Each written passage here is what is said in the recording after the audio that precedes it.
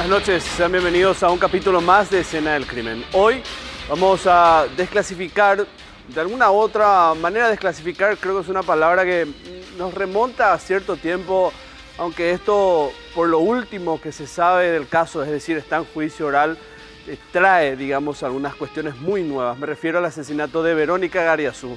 Uno de los crímenes en algún momento entró como un crimen de género, en otros momentos como una venganza, en algún momento como algo planificado. Muchas aristas tuvo este asesinato a lo largo de su investigación, muchas confusiones, personas muy importantes que tuvieron ligada en su momento al hecho punible. Entonces todo esto vamos a analizar hoy en parte, como estamos acostumbrados a hacerlo aquí en Escena del Crimen. Hoy Verónica Gariazú, digamos, va a ser la protagonista principal de esta situación, porque lo que queremos es ir parte por parte y después cerrar concluyendo con el juicio, que otra vez sufrió una traba. En medio de toda la investigación hubo varias situaciones que pusieron piedras en el camino de los investigadores, de aquellos que fueron parte, de los familiares que se desesperaron porque las investigaciones no avanzaban, sufrieron cambios de fiscales, es decir, muchísimos hechos que llevaron a un confuso episodio, a un confuso crimen, que hoy tiene todavía aristas que son duales. Es decir, el investigador no puede todavía con mucha certeza decir la mataron por esto. Se sabe que ella murió. ¿Quién la habría matado? Las evidencias son muy concluyentes, al menos las sospechas de la policía, porque todavía, si bien la condena ya está hecha, no está firme ejecutoriada porque está en apelación, pero la conclusión al menos del tribunal es que efectivamente la abogada también, Ninfa Morales, y el guardia Juan Carlos Vergara fueron los responsables de este asesinato en calidad de cómplice y de autora intelectual y material de este asesinato. Vamos a ver quiénes son, quién es Verónica, quién es la sospechosa principal y quién fue su cómplice.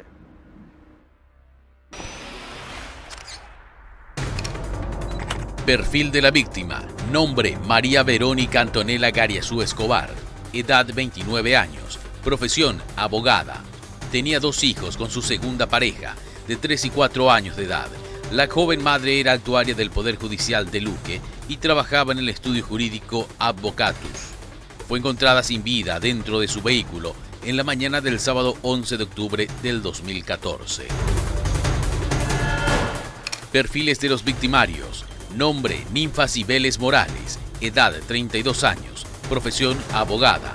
Trabajaba en el estudio jurídico Abogatus, donde era compañera de la víctima. Fue detenida el 21 de octubre del 2014 en Luque. Está condenada a 22 años de cárcel por el crimen de Verónica Gariazú. Nombre: Juan Carlos Vergara Pérez. Edad: 42 años. Profesión: guardia de seguridad. Trabajaba como guardia en la vivienda del padre de Ninfa. Fue detenido el 21 de octubre del 2014 en Luque. Está condenado a 2 años 11 meses de prisión por el crimen de Verónica Gariazú.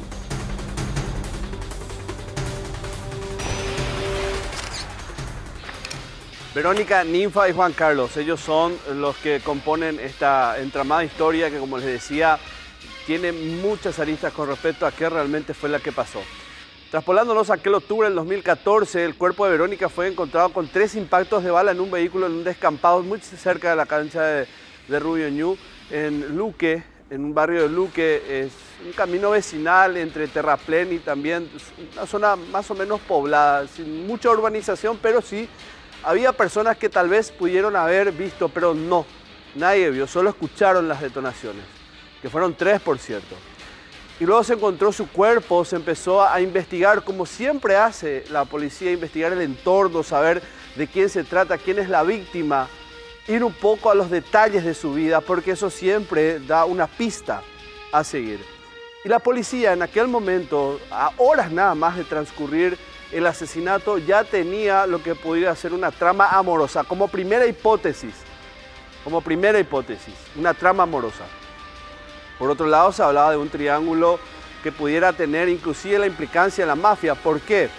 Porque Verónica trabajaba para Rodrigo Blanco, el hijo de Sindulfo Blanco, ministro de la Corte, y él tiene un staff de abogados Ella trabajaba para él y en su momento se sugirió que ella mantenía una relación amorosa con él. Verónica tenía su novio, estaba a punto inclusive de casarse. Y se había separado inclusive de su anterior pareja. Y a su vez mantenía supuestamente una relación con Blanco.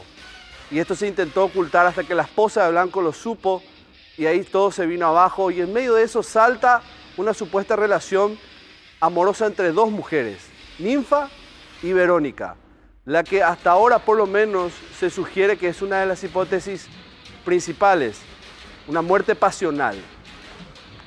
Después están otras cuestiones que también rodearon al hecho. Pudo haber sido robo, un intento tal vez de ajustar cuentas por su desempeño como abogada y los intrincados casos que en algún momento hayan investigado, pero todo eso quedó, digamos, descartado en aquel momento.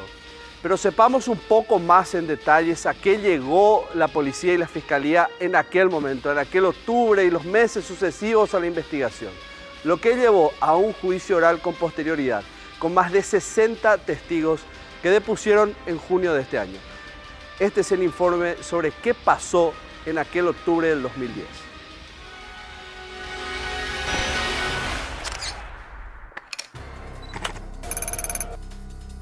Al empezar la investigación hubo varias hipótesis sobre el móvil del asesinato de la joven María Verónica Gariazú, quien además de ser funcionaria del juzgado de primera instancia de Luque, también trabajaba en el estudio jurídico del concejal Rodrigo Blanco, hijo del ministro de la Corte Suprema de Justicia, Sindulfo Blanco. La primera de las hipótesis sobre el móvil del crimen es que tendría un tinte pasional y que supuestamente había un triángulo amoroso detrás. La policía y el Ministerio Público habían seguido algunas de las pistas en base a trabajos técnicos que determinaban un supuesto amorío entre Verónica y Ninfa Morales. Incluso se sospechaba que Verónica, además de estar en pareja con el padre de sus dos hijos, tenía una relación con Ninfa y también con su jefe Rodrigo Blanco, y es por eso que ella tenía acceso a mucha información clasificada. Durante la investigación se llegó a sostener que existían diferencias entre Verónica y su compañera de trabajo en el estudio jurídico, quien hoy está condenada a 22 años de prisión.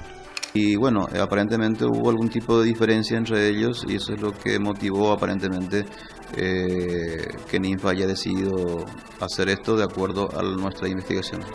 Sin embargo, la familia demostró su disconformidad con la hipótesis de que la muerte de Verónica tendría un tinte pasional y estaba en contra de las versiones que señalaban que la víctima pudo haber mantenido un vínculo amoroso con su victimaria. Y estamos realmente confusos y muy dolidos aún por todo lo que se dice de mi sobrina María Verónica y que ella ya no está para defenderse. Ella todo el tiempo estaba conmigo, ella soñaba con casarse, ella me decía, tía, sale mi divorcio y vamos a casarnos con Diego, vamos a hacer una fiesta enorme. Y si realmente era pasional, ¿por qué mentiría? ¿Qué necesidad tenía ella de mentir? Ella soñaba con casarse, con tener de vuelta, o sea, con tener una casita. Tenía tantos sueños, no cuadra, más bien parece algo todo ya armado para tirar para ese lado pasional, cuesta mucho, creo. La otra versión que se tuvo en el ámbito judicial y que corrió en los pasillos de la Corte Suprema de Justicia fue que en el crimen de Verónica estuvieron involucradas personas mafiosas de los estamentos judiciales. Como la víctima manejaba información clasificada del juzgado y también del hijo del ministro de la Corte Suprema de Justicia, todo apuntaba a que la mafia del Poder Judicial estaría detrás. Incluso el entonces miembro del Consejo de la Magistratura, Juan Ramón Bueno Jara, había mencionado que el crimen tenía otro trasfondo además del pasional. Todo hace suponer que esta chica manejaba dinero, recibía dinero y a cambio de soluciones en el Poder Judicial, y según lo que me dijeron es que esta persona no cumplió y por ahí viene la mano. Ahora, lo que llama la atención y es que la Corte no esté investigando el hecho que ella, siendo funcionaria judicial, trabajase en un estudio jurídico que es el de mayor importancia, que es del hijo del superintendente, que es Sindulfo Blanco.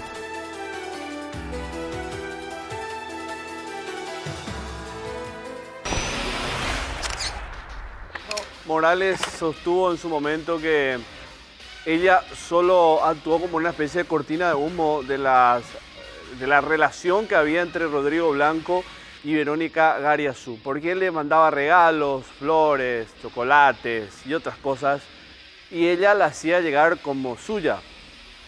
Es decir, Ninfa era la que regalaba a Verónica. Pero solo ellos tres sabían eso, Rodrigo, Ninfa y Verónica. Entonces, a los ojos del mundo, era Ninfa la que regalaba directamente y ahí se estableció la hipótesis de la relación lésbica que había entre las dos. Es lo que ella puso en el juicio oral, lo que mencionó en aquella oportunidad, la relación amorosa que había entre las dos mujeres. Pero es lo que ella sostiene.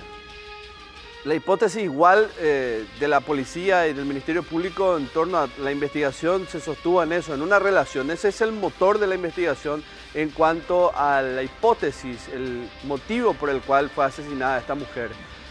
Ahora, los 3 disparos es lo que muchas veces también determina. Como siempre les digo, un asesinato, las heridas, la forma en que se desarrolla y queda el cuerpo es un mensaje muy claro de lo que el asesino quiere hacer llegar, del sentimiento que en ese momento lo lleva al impulso de matar. Y ella recibió 3 disparos, pero eso vamos a ver más adelante qué sugiere las heridas. Por ahora vamos a establecer entonces los detalles que llevaron a la situación de la muerte. ¿Qué pasó aquella vez? Ninfa se encontró con Verónica antes de matarla, según la investigación.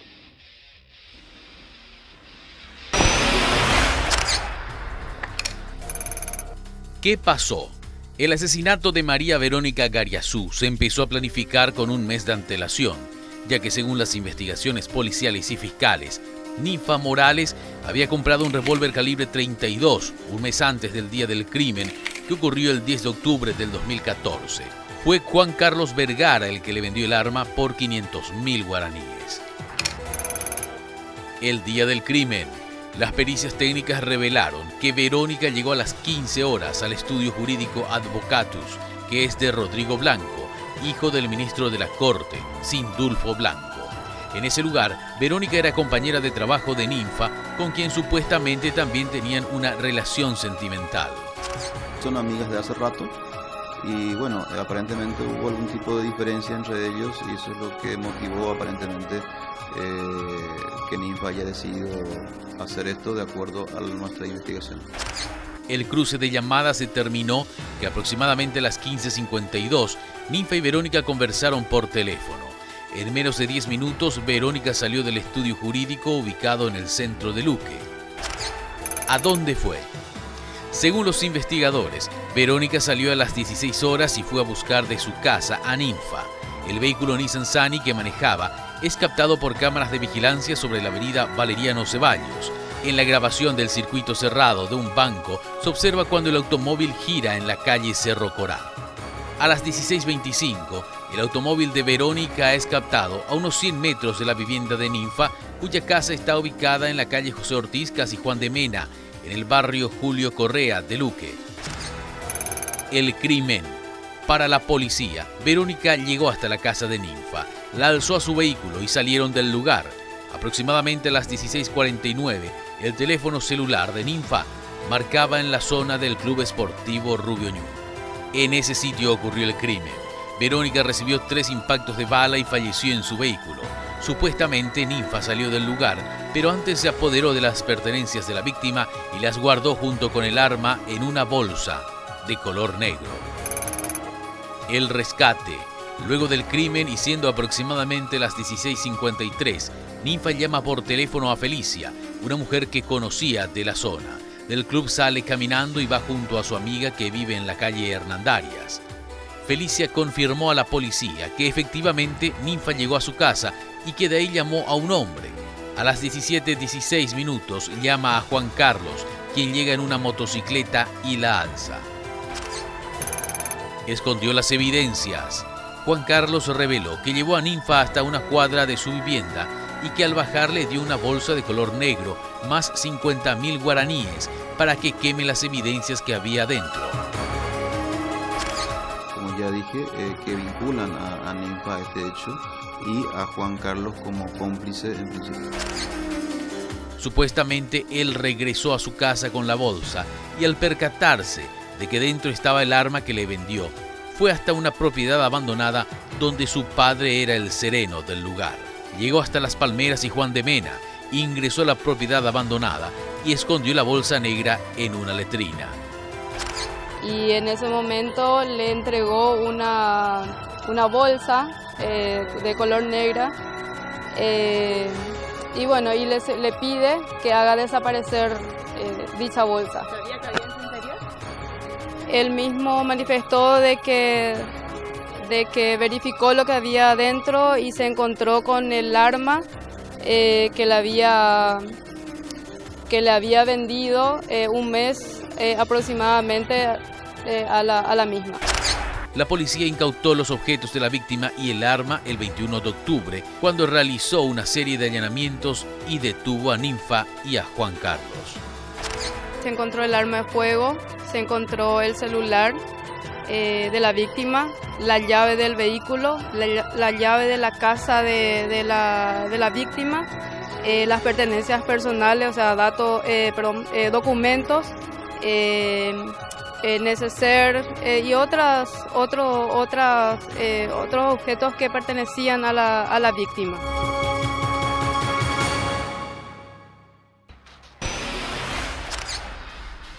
Algunos apuntes que tengo en la cabeza con respecto al crimen y que me hacen suponer a mí que esto no pudo haber sido un crimen por encargo de una alta esfera, y les voy a contar por qué. Primero, el crimen ocurre, la sospechosa principal ocurre que contrata a un hombre que es de su entorno cercano, porque Juan Carlos, el guardia de seguridad, es un familiar, es padrino de sus hijos. Entonces por ahí va un poco la hipótesis de que cómo no conectar a una persona tan cercana como cómplice, es decir, uno investigando simplemente el entorno de Ninfa Morales, la principal sospechosa, porque ella pasó a ser buscada, o la buscó, mejor dicho, a Verónica.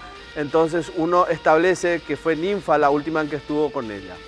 De ahí puede investigarse el entorno de Morales y se llega hasta el guardia de seguridad. El guardia de seguridad a su vez comete el error, para que vean que no es evidentemente un asesino profesional, de ir hasta una vivienda que es custodiada por su padre, que también es sereno, otra manera de conectarlo con su entorno, y deja en una letrina prácticamente a la vista de todos. Es decir, uno se deshace de todo del arma homicida. Y ahí uno puede encontrar muchas evidencias como huellas dactilares y otro tipo de, digamos, tejidos, por qué no cabello, u otras cuestiones que pueden llevar a la identificación por parte de la policía forense de quién fue el que utilizó esa arma, quién la percutió.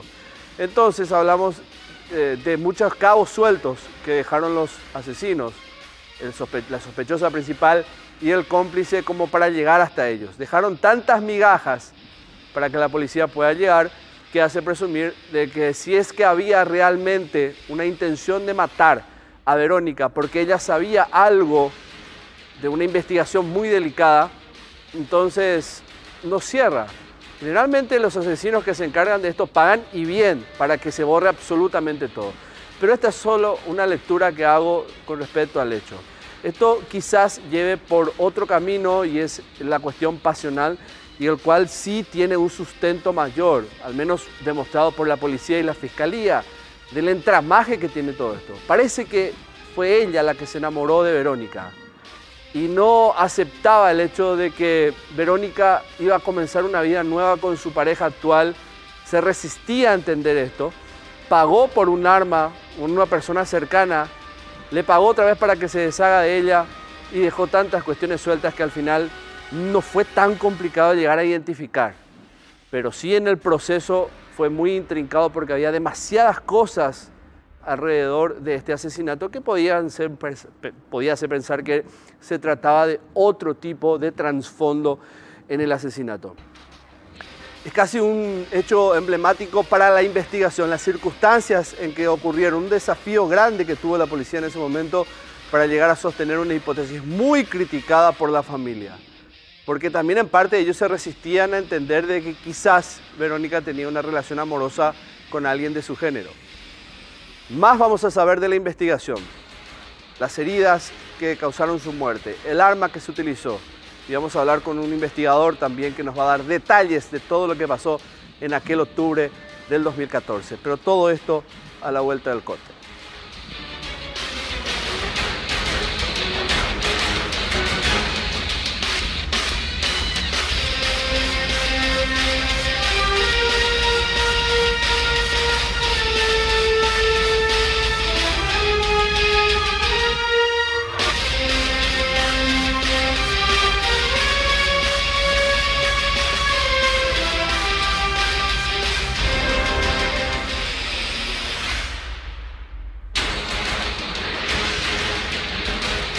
Recuerdo que en aquel octubre del 2010 recibimos el reporte de que había el cuerpo de una mujer dentro del habitáculo de un vehículo, un Toyota gris, en Luque. Al llegar al lugar, evidentemente que uno entendía que la zona era tal vez el punto donde el asesino la dejó, abandonó el cuerpo, es decir, el crimen ocurrió en otro lado.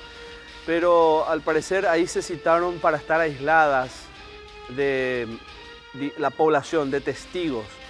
Lo que se iban a decir, lo que iban a hablar, tal vez la discusión que iban a sostener, supongo yo que ya era algo anticipado, se tenía que dar en un lugar donde no había testigos. Y es lo que dentro de toda la hipótesis que sostenemos, bueno, en realidad que sostiene la policía, de un triángulo amoroso o de una relación amorosa que lleva a la muerte de Verónica, tomaba cuerpo con ese dato, ¿verdad? Con todos los detalles que se iban sabiendo a medida que transcurría el tiempo.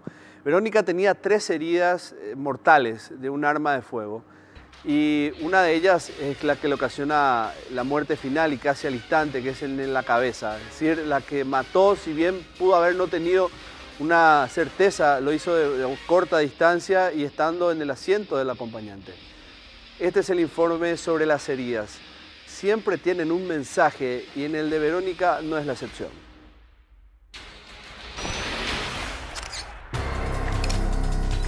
Heridas que hablan. El análisis de los médicos forenses del Ministerio Público y de los técnicos de criminalística de la Policía Nacional determinó que la víctima recibió 3 impactos de arma de fuego percutidos desde un revólver calibre 32. Aproximadamente a las 7:30 de la mañana del sábado 11 de octubre del 2014, Verónica Gariazú fue encontrada sin vida en el asiento del conductor de un automóvil Nissan Sunny, abandonado al costado de la cancha del Club Rubio Ñu de la compañía Maramburet de Luque. La mujer tenía heridas de bala en la cabeza, lado derecho, en el cuello del lado derecho y en el tórax del lado derecho. La hipótesis de los peritos es que la joven de 29 años recibió el primer disparo de arma de fuego en la zona del tórax, el segundo en el cuello y finalmente fue ejecutada de un disparo en la cabeza. Los forenses concluyeron que fue el último impacto el que le produjo la muerte de manera instantánea. Para los investigadores, el autor de los disparos estaba como acompañante de la víctima dentro del vehículo y sentado en el asiento del copiloto. El cuerpo sin vida de la funcionaria del Poder Judicial de Luque fue encontrado por agentes de la Comisaría Tercera Central unas 14 horas después de que haya sido ejecutada.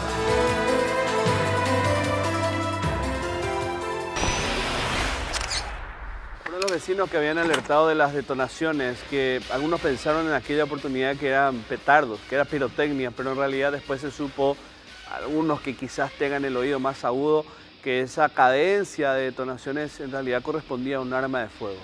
Dieron aviso a la policía local, jurisdiccional, y fue la tercera finalmente de Luque la que llegó al lugar y encontró la escena donde mataron a ella.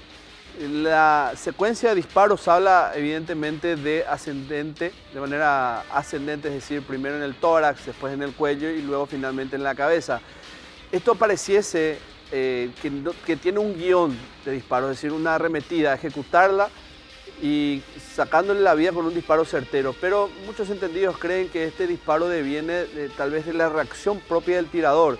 A medida que va disparando, la patada, por decirlo así, que da el arma, hace que uno vaya disparando de manera ascendente y finalmente, por decirlo así, de alguna manera, el tiro fue casi preciso en la cabeza, porque es finalmente el que la termina por matar a Verónica, este disparo en la cabeza. Un arma que la había adquirido del guardia de seguridad y esto lo constituye en uno de los cómplices fundamentales porque es el que provee el arma homicida por 500.000 guaraníes. y después le pagó 50.000 para deshacerse del arma y las pertenencias de Verónica. Al parecer, la abogada, Nancy, no quería dejar absolutamente nada de rastros. Es decir, hacer la escena como si fuese un robo. Al despojarle la billetera y sus pertenencias, lo que uno tal vez pudiera sugerir es que alguien la asaltó, se llevó sus cosas y la terminó matando porque se resistió. Pero fíjense ustedes cómo la mente tal vez juega algo hasta traicionero, por decirlo así, porque no tuvo en cuenta el hecho de que el auto estaba en un lugar descampado, no era su zona, no era muy cerca de su casa ni de su trabajo. ¿Qué hacía ella ahí? Punto 1. Punto 2. ¿Por qué 3 disparos? ¿Y por qué ella estaba dentro del habitáculo del vehículo? Evidentemente el asesino tuvo que estar a su lado, entonces no fue un asalto. Aunque en aquella oportunidad todos pensábamos que el asesino se subió en algún momento, por A motivo, y la llevó hasta ese lugar para matarla. Pero entonces quiere decir que el asesino se conocía con ella. Entonces se tira fuera de borda otra hipótesis más, que era la del asalto. Así fue que la policía en ese momento ya establecía que evidentemente él o la que le mató era alguien del entorno cercano de Verónica. Y después, gracias a la tecnología, se estableció quién fue la que subió en su vehículo y se determinó que fue la abogada, Nancy, su compañera de trabajo y también la que, según ella, al menos protegió otra supuesta relación que tenía Verónica con su jefe, supuestamente. Vayamos ahora al arma que se había utilizado en aquel momento, un arma de doble acción de, digamos, un precio que uno puede adquirir en el mercado negro a muy bajo costo. En este caso era un arma que supuestamente estaba a nombre de Juan Carlos, el guardia de seguridad. Un arma de doble acción, de fácil acceso, pero que sí, es letal. Este es el informe del arma que se utilizó para matar a Verónica. El revólver es un arma de fuego manual de repetición que cuenta con un tambor o recámaras que se alinean directamente con el tubo cañón antes de ejecutar el disparo. Este revólver es de doble acción. Puede tirar el martillo hacia atrás antes de tiempo y luego tirar del gatillo para expulsar la bala, o al oprimir la cola disparadora se monta el martillo y se rota el tambor alineando la siguiente recámara con el tubo cañón. Durante la secuencia de disparo, la cola del disparador empuja la cola del martillo hacia atrás y luego, golpeando el proyectil, causa el disparo. Al mismo tiempo, el gancho unido a la cola disparadora hace rotar el tambor alineando la siguiente recámara frente al tubo cañón. Mientras, el tope del tambor que va conectado al gatillo disparador baja para que éste pueda girar y luego sube para asegurarlo en la siguiente posición. ¿Cómo dispara? Cuando la cola del disparador retrocede completamente, el martillo se libera y el resorte principal lo lanza hacia adelante. Esto provoca que la punta percutora golpee la cápsula iniciadora y lo que hace es deflagrar el propelente, causando una presión gaseosa que empuja la bala a través del tubo cañón.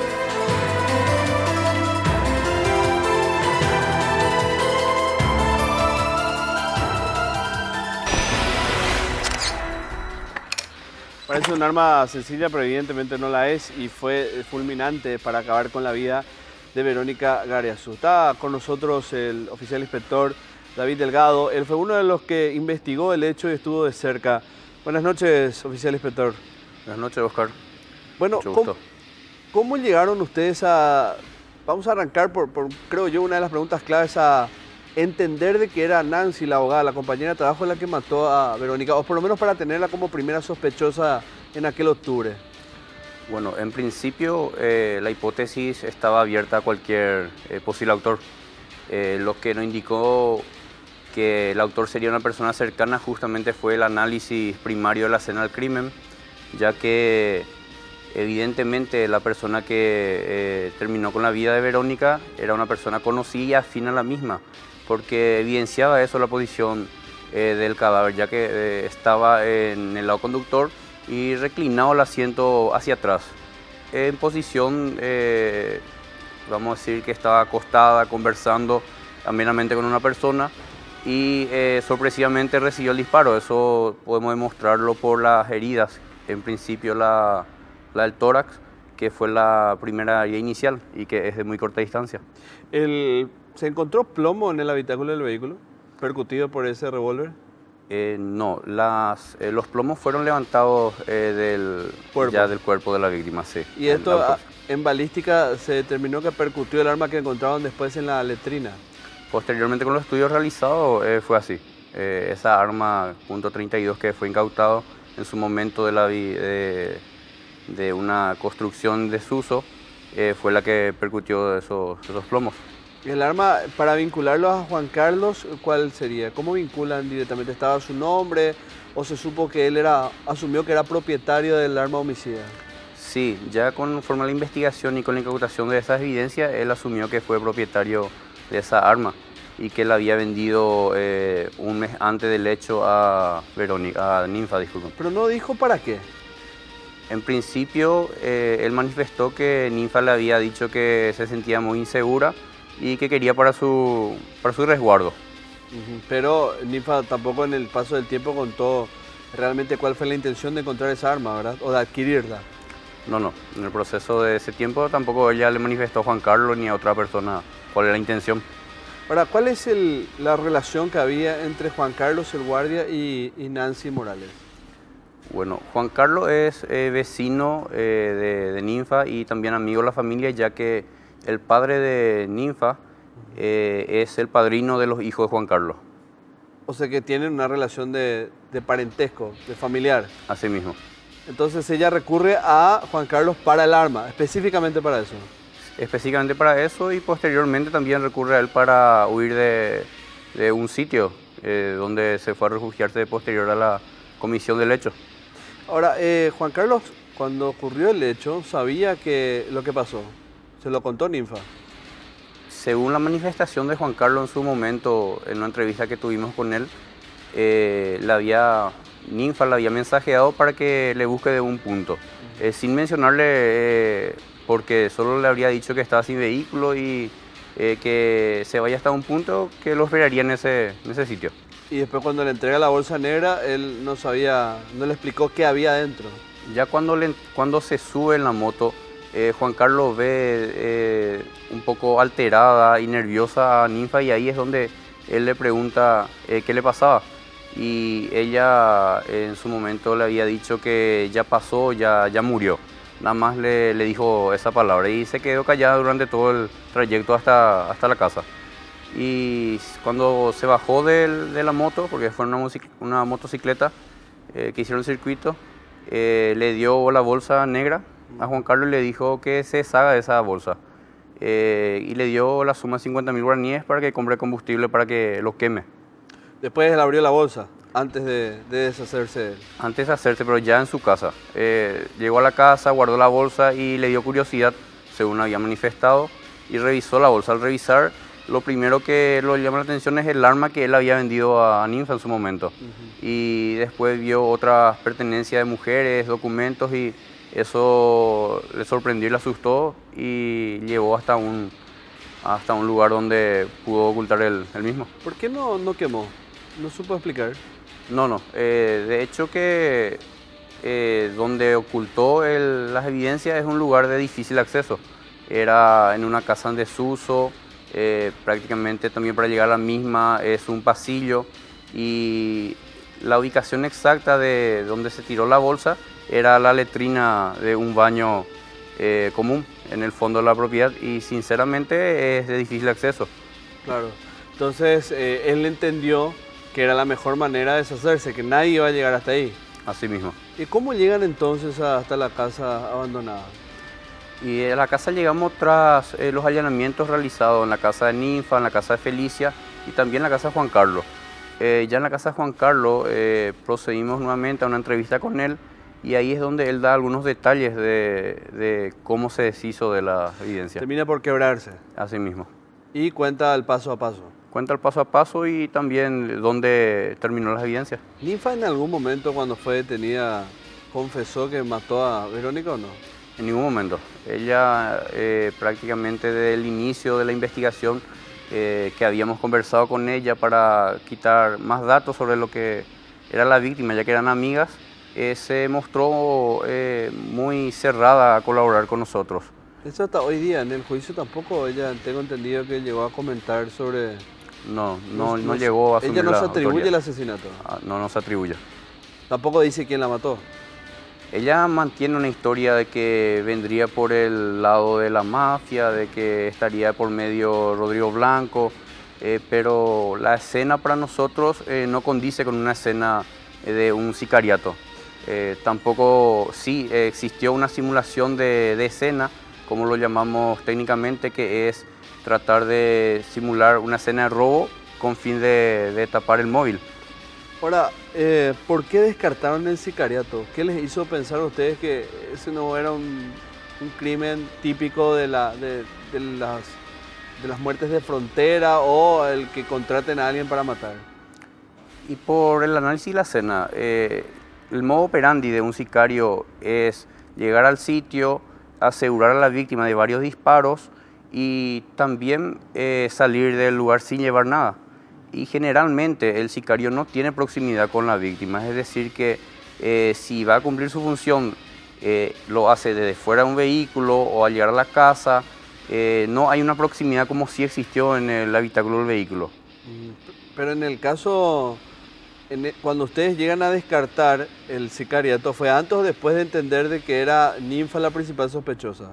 No, eso fue antes, porque como te dije en principio, la hipótesis estaba abierta a cualquier cosa. ¿Y dónde descartamos eso? Yo creo que ya en el análisis de la escena del crimen, como te dije, es donde establecimos una hipótesis que el autor sería una persona más cercana a la víctima, el autor material. Ahí comenzaron a revolver un poco el entorno de Verónica. Así, ahí es que empezamos a conversar con Ninfa, con otros familiares, también amigos y amigas de Verónica, quien en su momento ya nos habían indicado de que existía una relación extraña entre Ninfa y Verónica, que Ninfa en todo momento era celosa por Verónica y también llegaba a pagar las cuentas, llegaba a comprarle, le obsequiaba diferentes tipos de objetos, al teléfono estaba por Verónica.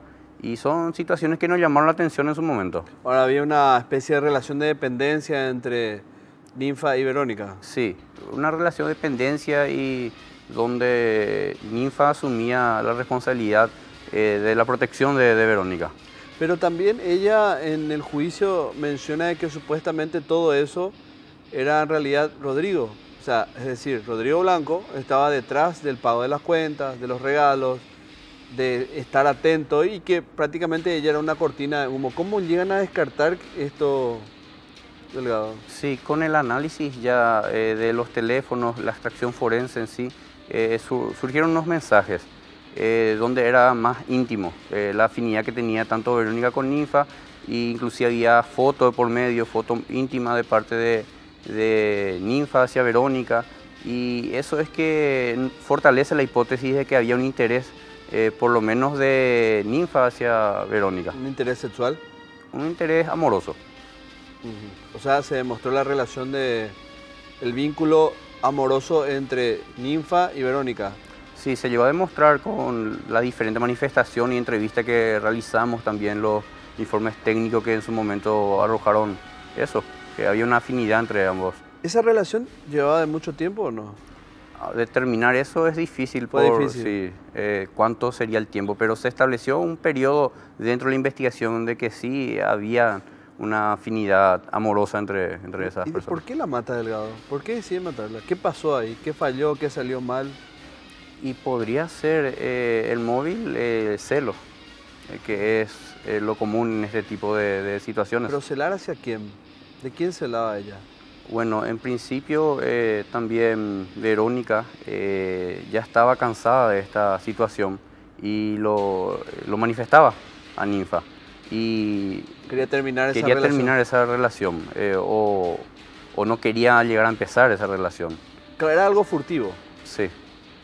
Pero Verónica sí tenía una relación heterosexual con una pareja, con un hombre. Sí, Verónica tenía su pareja con quien convivía, tenían hijos, inclusive ella era casada, una pareja anterior.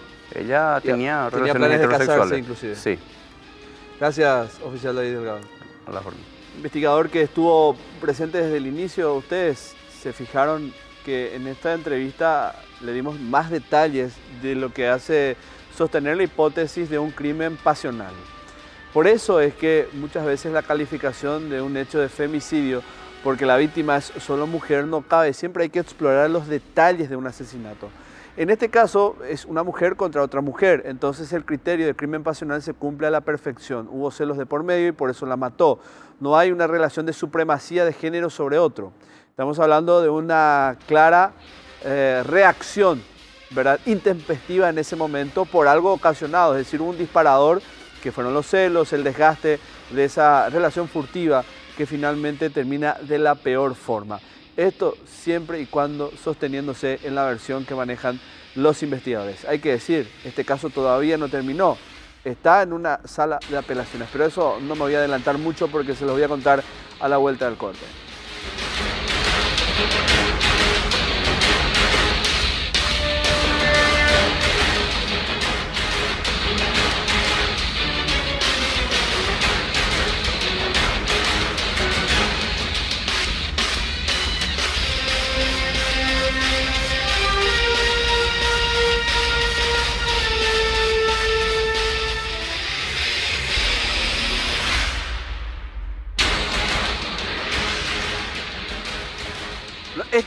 Esta investigación llegó a juicio oral hace muy poco y hubo una condena que entendió el tribunal debía ser, digamos, una aproximada a lo que había solicitado la Fiscalía, que exigió unos 25 años de cárcel con 10 años, 23 para el máximo, para Ninfa Morales, la autora intelectual y material de este hecho, y 10 años de prisión para Juan Carlos, el guardia de seguridad.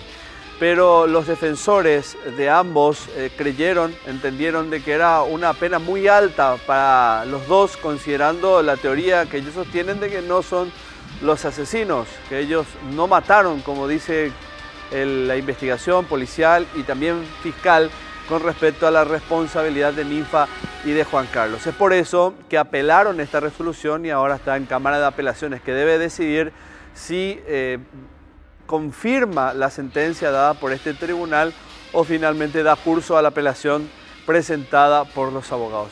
De dar la segunda opción, todo esto se revierte y tal vez la Fiscalía, si no apela, si no se dilata de nuevo, quedar firme hacia una de las opciones, que es rever la sentencia del tribunal y concederle una medida menos gravosa de la que se hizo. De hecho, que no es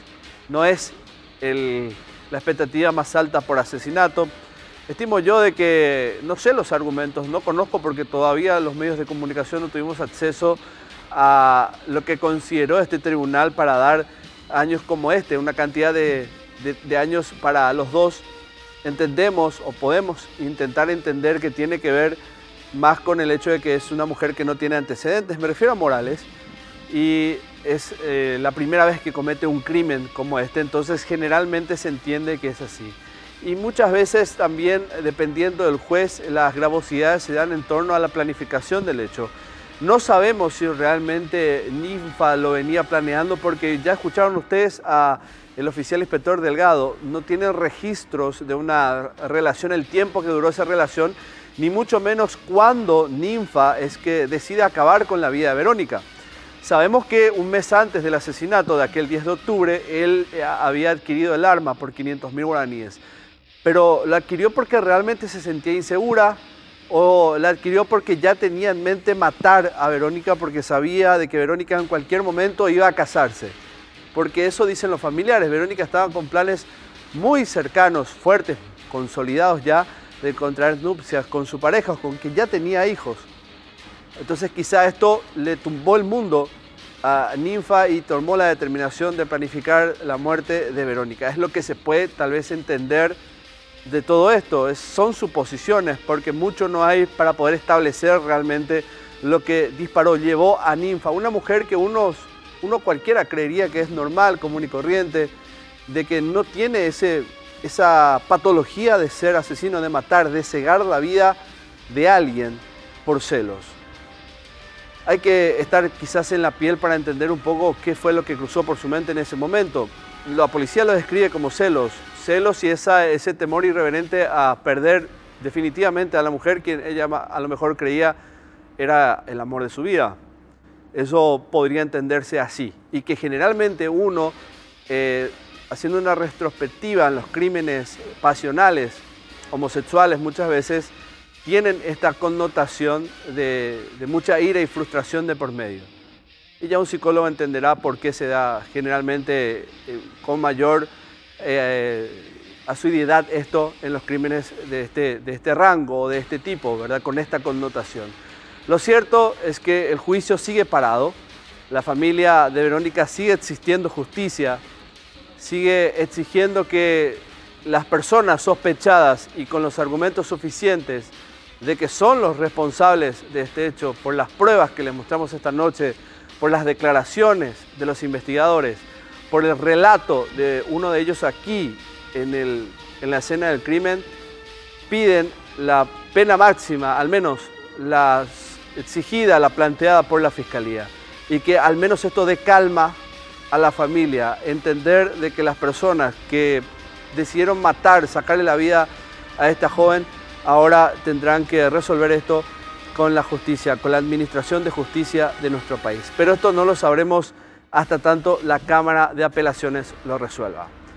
Espero que haya sido de su agrado la explicación que les dimos de hoy, el relato pormenorizado de lo que ocurrió en relación a este crimen, y justicia para la familia de Verónica es lo que, reitero, se exige a partir de ahora.